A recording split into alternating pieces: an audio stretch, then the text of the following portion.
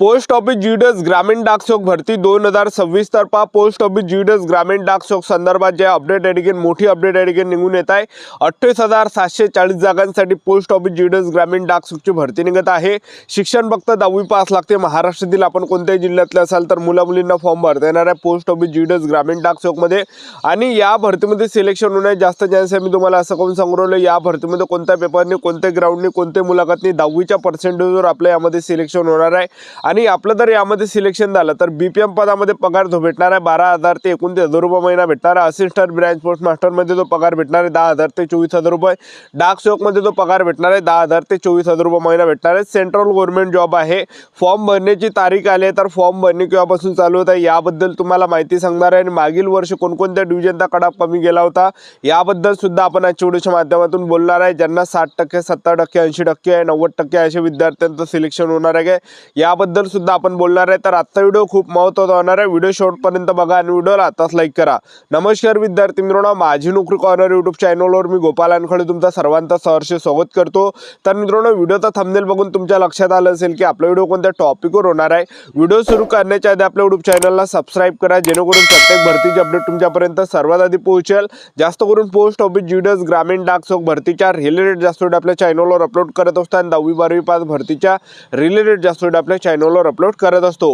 Video सुरू करण्याच्या अगोदर सर्वांना एक रिक्वेस्ट आहे, तुम्ही आपला व्हिडिओ कोणत्या जिल्ह्यातून पाहून राहिले नक्की कमेंट बॉक्समध्ये सांगा जेणेकरून मला सुद्धा अंदाज लागणार आहे की आपला व्हिडिओ कोणकोणत्या जिल्ह्यापर्यंत पोहोचून राहिला आहे। आणि 10वी मध्ये तुम्हाला किती पर्सेंटेज पडले हे सुद्धा या ठिकाणी नक्की कमेंट बॉक्समध्ये सांगा जेणेकरून मला सुद्धा अंदाज लागणार आहे की मुलांना 10वी मध्ये सरासरी किती पर्सेंटेज पडलेले आहे। तर पहा, पोस्ट ऑफिस जीडीएस ग्रामीण डाक सेवकची जी वॅकन्सी येणारे 20 जानेवारी पासून निघून राहिली होती, पण त्यामध्ये जे टेक्निकली इश्यू आल्यामुळे जे विद्यार्थी मित्रांनो तारीख या ठिकाणी चेंज करण्यात आली आहे। तर तारीख जे ठेवण्यात आली 31 जानेवारी पासून ऑनलाईन पद्धतीने फॉर्म भरणे चालू होत आहे आणि 14 फेब्रुवारी 2026 फॉर्म भरणे शेवटची तारीख आहे। आणि पहिली जे रिझल्ट जो लागणार आहे तर तो 28 फेब्रुवारीला रिझल्ट लागणार आहे।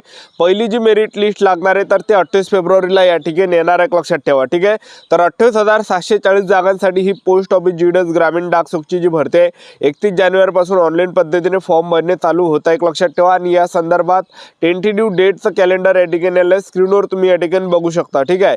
आता पोस्ट ऑफिस जीडीएस ग्रामीण डाक सेवक मध्ये जे वयोमर्यादा 18 ते 40 वर्षापर्यंत वयोमर्यादा आणि SC/ST कॅटेगरीसाठी 18 ते 45 वर्षापर्यंत, ओबीसी कॅटेगरीसाठी 18 ते 43 वर्षापर्यंत। आणि फीचा जर आपण विचार केला तर जनरल ओबीसी डब्ल्यूएस कॅटेगरीसाठी 100 रुपये फी राहते आणि SC/ST कॅटेगरीचे असाल तर 1 रुपया सुद्धा फी लागत नाही। महिला उमेदवार जर कोणत्या कॅटेगरीचे असाल SC/ST OBC WS NTV open SBC SBC कोणती कॅटेगरी तर 1 रुपया सुद्धा फी आपल्याला यामध्ये लागत नाही, लक्षात ठेवा। तर पोस्ट ऑफिस जीडीएस ग्रामीण डाक सेवक मध्ये जर आपलं सिलेक्शन झालं तर काम कोणतं करावं लागणार आहे तर ते तुम्हाला सांगून देतो। तर पहा, आपलं जर ब्रांच पोस्ट मास्टर मध्ये सिलेक्शन झालं तर यामध्ये जे काम करावं लागणार आहे ऑनलाईन ऑफलाईन लेनदेनचं काम करावं लागणार आहे, डाक उत्पाद आणि सेवाचं वितरण करावं लागणार आहे, रेकॉर्ड हेडलाईन डिव्हाइस मोबाईलचं ध्यान ठेवावं लागणार आहे, हे काही काम करावं लागणार आहे। पगार 12,000 ते 29,000 रुपये महिना भेटणार आहे। असिस्टंट ब्रांच पोस्ट मास्टर मध्ये जर आपलं सिलेक्शन झालं तर तिकीट आणि स्टेशनरीची विक्री करावं लागणार आहे, डाक डिलिव्हरी करावं लागणार आहे, सरकारी योजनाचा घरी घरी जाऊन प्रचार प्रसार करावं लागणार आहे, पगार 10,000 ते 24,000 रुपये महिना भेटणार आहे।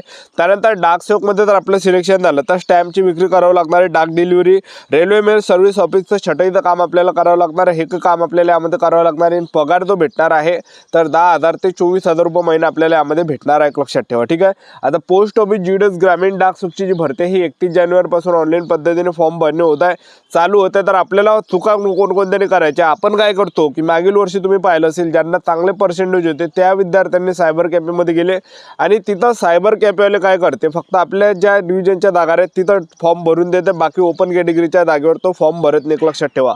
तर आपल्याला स्वतः मोबाईलमधून भरायचा आणि जेवढे काही या ठिकाणी ज्या डिव्हिजनमध्ये जेवढ्या काही जागा आहे त्या सर्व जागेवर आपल्याला फॉर्म भरायचा। एक तुम्हाला उदाहरण देऊन आलो, आपल्याला जे विद्यार्थी मिळवणं म्हणजे जवळपास 36 डिव्हिजन या ठिकाणी राहतात आणि त्यामध्ये फक्त आपल्याला एका डिव्हिजनमध्ये फॉर्म भरता येते, लक्षात ठेवा। त्या एवढ्या डिव्हिजनपैकी फक्त एका डिव्हिजनमध्ये आपल्याला फॉर्म भरता येते। एक उदाहरण देऊन आलं तुम्हाला।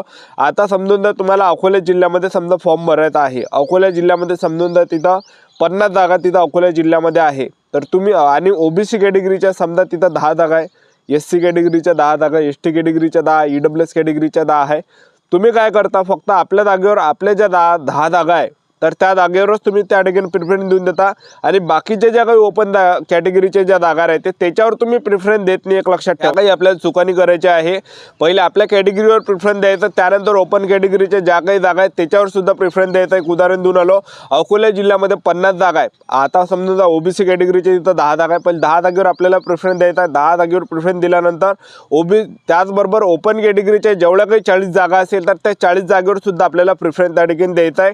कारण की पहा विद्यार्थी मित्रांनो, ओपन कॅटेगरीची जी जागा आहे हे सर्वांसाठी राखीव आहे. त्यामध्ये एससी कॅटेगरीचा सुद्धा विद्यार्थी ते जागा घेऊ शकते, ओबीसी कॅटेगरीचा सुद्धा विद्यार्थी ते जागा घेऊ शकते, मुलं म्हणा किंवा मुली म्हणा. त्याचबरोबर ईडब्ल्यूएस वाले सुद्धा ती जागा घेऊ शकते, एसटी कॅटेगरीवाले सुद्धा ते ओपन कॅटेगरीची जागा घेऊ शकते. एक उदाहरण देऊन आलो, आता समजून जा तुम्ही अकोला डिव्हिजनमध्ये फॉर्म भरला, तुम्ही समजा आहे ओबीसी कॅटेगरीचे आणि त्याचबरोबर तिथं समजा ओपन कॅटेगरीचा जो कडाबा हा फक्त 90वर लागला आणि तुम्ही समजून जा ओबीसी कॅटेगरीच्या आणि ओपन कॅटेगरीचा जो विद्यार्थी आहे त्याने फॉर्म भरला, तिथं पण त्याला 89% होते आणि तिथं जो कडाप लागला तो या ठिकाणी 90%वर लागला. आणि त्याचबरोबर तुम्ही समजून जा या ठिकाणी ओबीसी कॅटेगरीचे आणि तुम्हाला तिथं 90 मार्क पडले तर तुमचं सिलेक्शन त्या ठिकाणी होणार आहे ओपन कॅटेगरीच्या जागेवर. तर ह्या काही आपल्याला गोष्टीचं लक्ष ठेवायचं. पहिलं आपल्या जागेवर सुद्धा फॉर्म भरताना प्रिफरन्स टाका, त्यानंतर ओपन कॅटेगरीच्या जेवढ्या काही जागा आहेत तिथं सुद्धा प्रिफरन्स देऊन द्या. आता एक उदाहरण देऊन चंद्रपूर डिव्हिजनमध्ये जास्त जागा राहते तर तिथं पहिलं आपल्या कॅटेगरीच्या पहिले प्रिफरन्स देऊन देता. समजून जाता एससी कॅटेगरीच्या 50 जागा आहे किंवा ओबीसी कॅटेगरीच्या 50 जागा, पहिले आपल्या जागेवर 50 जागेवर पहिले प्रिफरन्स देऊन द्यायचा. प्रिफरन्स दिल्यानंतर ज्या काही 250 जागा उरल्या ओपन कॅटेगरीच्या त्या जागेवर सुद्धा प्रिफरन्स द्यायचा, कारण की ते सुद्धा जागा जे सर्वांसाठी राखीव राहते, एक लक्षात ठेवा. ठीक आहे, तर ह्या काही गोष्टीचं लक्ष ठेवायचं आहे. मागील वर्षीचा जो कडाबा आहे Arunachal Pradesh north west division आहे, मागील वर्षीचा जो कडाबा हा खूप कमी गेला आहे. म्हणजे त्या ठिकाणी 45%, 50%, 60%, 65%, 70% अशा प्रकारे कडाप गेला आहे. ओपन कॅटेगरीचा जो कडाबा 88 पर्यंत सुद्धा कडाप गेला. मी तुम्हाला या व्हिडिओच्या माध्यमातून ते दाखवून देतो. मागील वर्षीचा कडाप व्हिडिओ कंटिन्यू बघत राहा. हे बघू शकता तुम्ही ओपन कॅटेगरीचा जो कडाबा आहे 87-88 पर्यंत ओपन कॅटेगरीचा कडाप गेला आहे, बघू शकता तुम्ही. तर बघू शकता ओपन कॅटेगरीचा जो कडाबा आहे हा 88 पर्यंत गेला आहे. बघा बीपीएमचा पद आहे, बीपीएमचा जो कडाबा हा फक्त 88 पर्यंत गेलेला आहे, बघू शकता.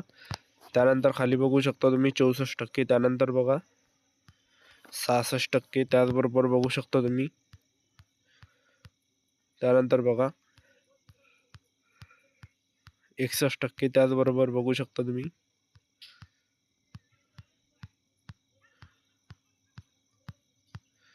त्यानंतर बघू शकता तुम्ही या ठिकाणी ओपन कॅटेगरी 88 पर्यंत,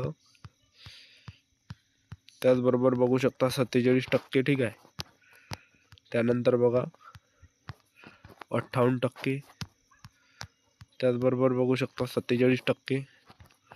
ठीक आहे, त्याचबरोबर बघू शकता